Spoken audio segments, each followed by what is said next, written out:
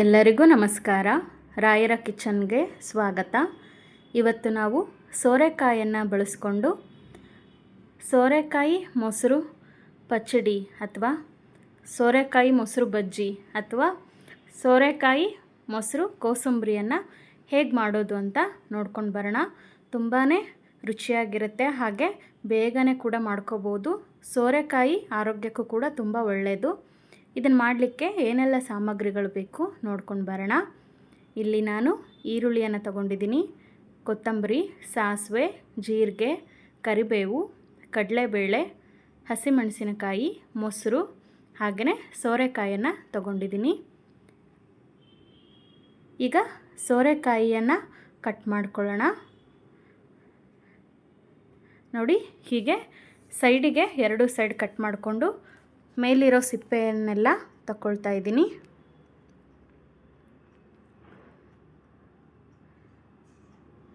ನೋಡಿ, ಇವಾಗ ಸಿಪ್ಪೆಯನ್ನೆಲ್ಲ ಚೆನ್ನಾಗಿ ತಕ್ಕೊಂಡಿದ್ದೀನಿ. ಈಗ ಸಣ್ಣ ಸಣ್ಣದಾಗಿ ನಾವು ಕಟ್ ಮಾಡ್ಕೊಳ್ಳೋಣ. ನೋಡಿ, ಹಾಗೆಯೇ ಮೇಲೆ ಸ್ವಲ್ಪ ಬೀಜ ಇರುತ್ತಲ್ಲ, ಹಾಗಾಗಿ ಮೇಲೆ ಸ್ವಲ್ಪ ಕಟ್ ಮಾಡ್ಕೊತಾ ಇದ್ದೀನಿ.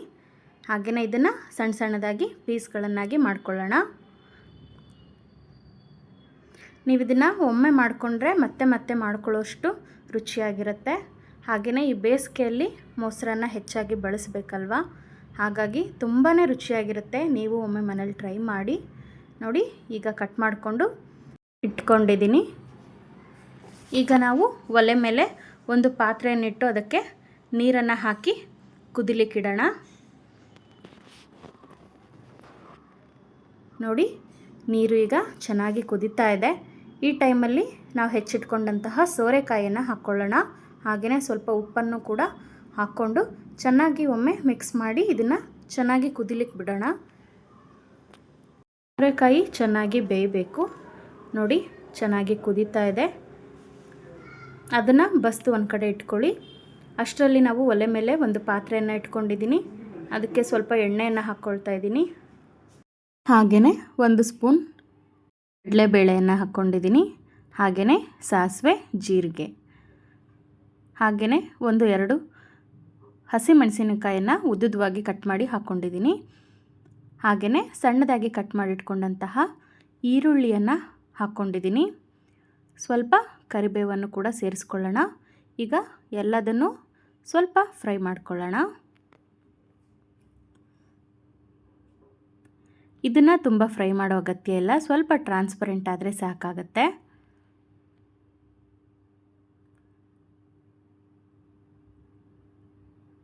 ನೋಡಿ, ಇಷ್ಟು ಫ್ರೈ ಆದರೆ ಸಾಕು.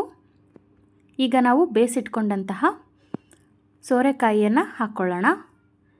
ಇದನ್ನು ಬೇಯಿಸ್ಕೊಂಡಿರ್ತೀವಲ್ಲ, ನೀರನ್ನೆಲ್ಲ ಶೋಧಿಸ್ಕೊಂಡು ಒಂದು ಕಾಟನ್ ಬಟ್ಟೆಯಲ್ಲಿ ಸ್ವಲ್ಪ ಹಿಂಡ್ಕೊಂಡು ಹಾಕ್ಕೊಳ್ಳಿ ಸೋರೆಕಾಯನ್ನು. ಒಂದೆರಡು ಸಲ ಹೀಗೆ ಮಿಕ್ಸ್ ಮಾಡಿಕೊಂಡು ಒಲೆಯನ್ನು ಆಫ್ ಮಾಡಿಕೊಂಡ್ರೆ ಆಯಿತು. ನೋಡಿ, ಹೀಗೆ ಒಂದು ಕಾಯನ್ನು ಹೀಗೆ ಒತ್ತಿ ನೋಡಿದ್ರೆ ಹಾಗೇ ಕಟ್ಟಾಗಬೇಕು. ಅಲ್ಲಿವರೆಗೂ ಅದನ್ನು ಬೇಯಿಸ್ಕೋಬೇಕಾಗತ್ತೆ ನೀವು. ನೋಡಿ, ಹೀಗೆ ಮಿಕ್ಸ್ ಮಾಡಿಕೊಂಡು ಒಲೆಯನ್ನು ಆಫ್ ಮಾಡ್ಕೊಳ್ಳಿ. ಆಫ್ ಮಾಡಿಕೊಂಡು ಇದನ್ನು ಆರ್ಲಿಕ್ಕೆ ಬಿಡಬೇಕಾಗತ್ತೆ. ನೋಡಿ, ಈಗ ಕಂಪ್ಲೀಟಾಗಿ ತಣ್ಣಗಾಗಿದೆ. ಈಗ ನಾವಿದಕ್ಕೆ ಮೊಸರನ್ನು ಸೇರಿಸ್ಕೊಳ್ಳೋಣ. ಹಾಗೆಯೇ ನಿಮಗೆ ಸ್ವಲ್ಪ ಉಪ್ಪು ಬೇಕಾದರೆ ಈಗಲೇ ಸೇರಿಸ್ಕೊಳ್ಳಿ, ರುಚಿ ನೋಡಿಕೊಂಡು. ಮೇಲೆ ಸ್ವಲ್ಪ ಕೊತ್ತಂಬರಿ ಸೊಪ್ಪನ್ನು ಕೂಡ ಹಾಕ್ಕೊಂಡಿದ್ದೀನಿ. ಹಾಕಿ ಚೆನ್ನಾಗಿ ಮಿಕ್ಸ್ ಮಾಡ್ಕೊಳ್ಳೋಣ. ಇಷ್ಟ ಆದರೆ ಆಯಿತು, ಸೋರೆಕಾಯಿ ಮೊಸರು ಬಜ್ಜಿ ತಯಾರಾಗುತ್ತೆ. ಈ ಬೇಸಿಗೆ ಟೈಮಲ್ಲಂತೂ ಇದು ತುಂಬ ಒಳ್ಳೆಯದು. ಹಾಗೆಯೇ ಸೋರೆಕಾಯಿಂದ ಕೂಡ ತುಂಬಾ ಹೆಲ್ತ್ ಬೆನಿಫಿಟ್ಸ್ ಕೂಡ ಇದೆ. BP ಇರೋರಿಗಂತೂ ಈ ಸೋರೆಕಾಯಿ ಅಮೃತ ಅಂತಲೇ ಹೇಳ್ಬೋದು. ಬೆಳಿಗ್ಗೆ ಎದ್ದ ತಕ್ಷಣ ಈ ಸೋರೆಕಾಯಿ ಜ್ಯೂಸನ್ನು ಡೈಲಿ ಕುಡಿಯೋದ್ರಿಂದ BP ಕಂಟ್ರೋಲಿಗೆ ಬರುತ್ತೆ. ನೀವು ಕೂಡ ಈ ರೆಸಿಪಿಯನ್ನು ಟ್ರೈ ಮಾಡಿ ಹೇಗೆ ಬಂದಿದೆ ಅಂತ ಹೇಳಿ. Thank you.